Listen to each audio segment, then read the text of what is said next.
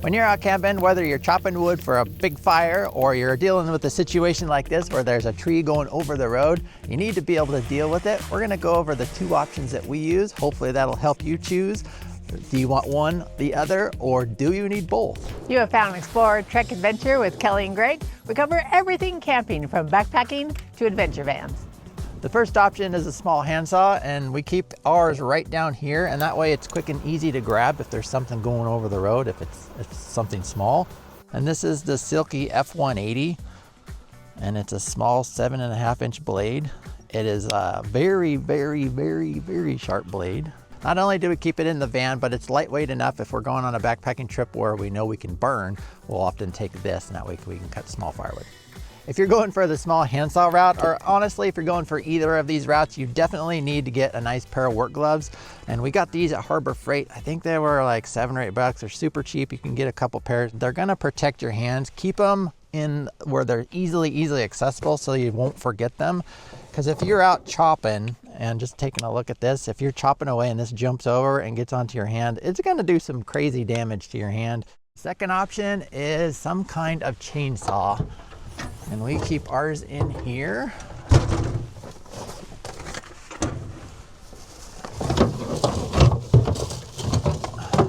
And you'll notice I keep it in a bag because if you've dealt with chainsaws before, they have bar oil and they always have a tendency to leak. Although this one doesn't seem to leak that much.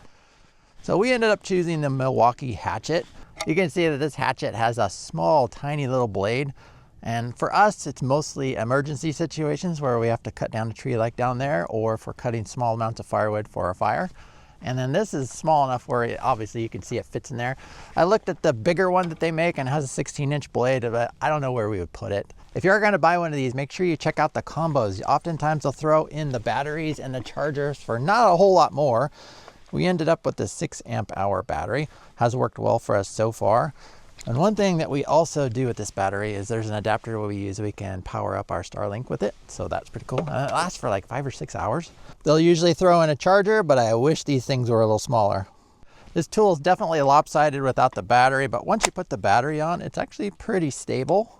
If you use the chainsaw much, you know that these things always have a tendency to get lost, and they included a place to actually store it, which is pretty cool. Do like that. This is where you put the bar oil in. This thing is really simple to use. It has a place up here where you can put your hand, and it has a safety lever on both sides in case you're left-handed.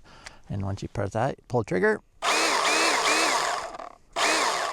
Okay, here's a word of warning. It is small enough where it seems almost like a toy, and the blade doesn't move nearly as fast as like a full chainsaw would. So sometimes it just feels like, oh, it's just this little thing, but this thing could chop right through your arm like zero problems. There's another word of warning. You can totally operate this thing one-handed. So you just need to be super careful. You know where that thing is at all times. Now, when it comes to size, this Silky F180, it says it's good up to 3 inches, and the Milwaukee Hatchet says it's good up to 6 to 8 inches. In an emergency, you're obviously gonna be able to cut a little bit bigger, but those are the recommendations. We're gonna do 2 tests for you. First one, we're gonna presumably cut up some firewood, and the second test we'll chop down a tree that's gone over the road. So this is our little Silky saw, and now this thing does cut on the pull stroke. So when you're pulling is when it's actually gonna grab. One thing I want to mention about this saw, it's probably hard to tell, but it's very lightweight and it can bend pretty easy. And the only negative reviews I've seen on this saw is people say that they break these blades. You just have to make sure you're really staying very straight when you're cutting.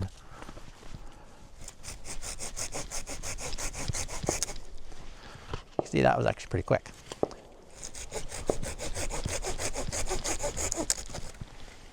So this is a very sharp saw. Another thing with this blade, it's almost better to kind of let the blade do the pressure. Don't put a huge amount of downward pressure on it. Kind of let the blade decide what it wants. If you push down too hard, you'll often get the blade stuck.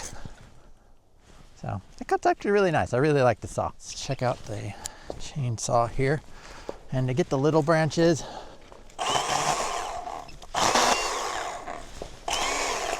you can see it makes quick work of that stuff.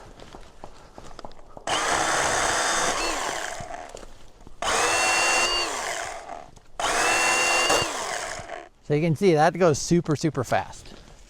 Not quite as clean a cut as the other saw, but nice and quick. Now for our second test, we're gonna deal with a tree like this, going over the road. We'll start with this little saw, and as you can see, the blade isn't even long enough to go through. They do make a longer version of this, so if you're just gonna go with one of these with no chainsaw, maybe getting that one with the super long blade. That way you'd be able to deal with a longer one like this. This is gonna take forever and a day to cut through, which I'm not gonna do, but we are gonna deal with these branches. This is very common, so like in a scenario like this where there's gonna be a branch sticking across the road, the tree's already been cut, but oftentimes the Jeepers will cut small enough holes for their Jeeps to go through, but our van is big and tall and doesn't fit. So oftentimes we'll have to either cut the tops or the sides to be able to make it through. We'll trim up a couple of these big branches.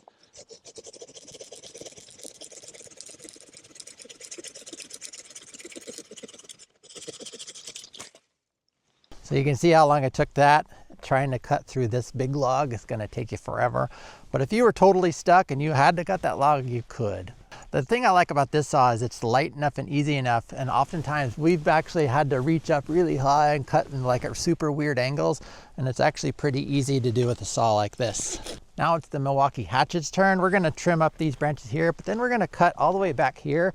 That way it's not blocking the road. The problem is, you can see this blade, there's still that much of the log that is not going to make it through. So we're going to probably have to cut both sides.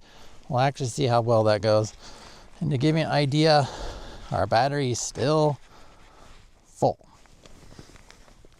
So let's cut these.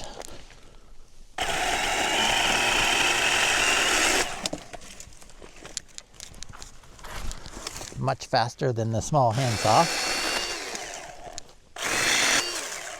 Now for the big one. Here we go.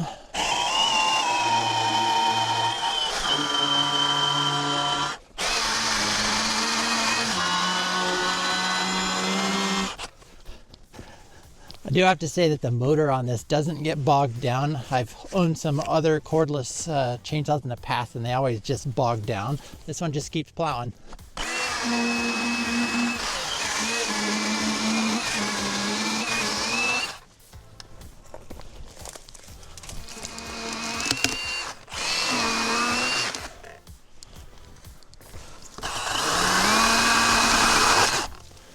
And there we go. So that actually wasn't terrible, even having to cut both sides. You could probably cut a log double that size. And if you're worried about battery, after that cutting that log, we're still sitting at 4 bars.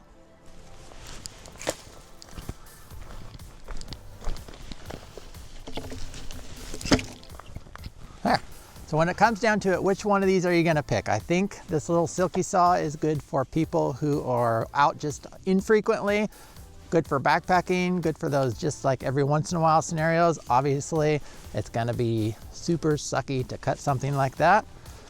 Who's gonna be good for one of these? This is way more expensive. So if you're gonna be out doing a lot of overlanding, you're gonna be a lot of dispersed camping. I think this is kind of a necessity for dispersed camping. If you can afford it and you have the space, I definitely would suggest you pick up both of these. This is really good for those scenarios where you're just jumping out of the car to cut a couple branches. But this is gonna be a lifesaver if you need to cut one of those giant trees or if you're processing a lot of firewood. I will put links for both saws down in the description below. Go watch this video next. You can find us at exploretrekadventure.com and we'll see you next time.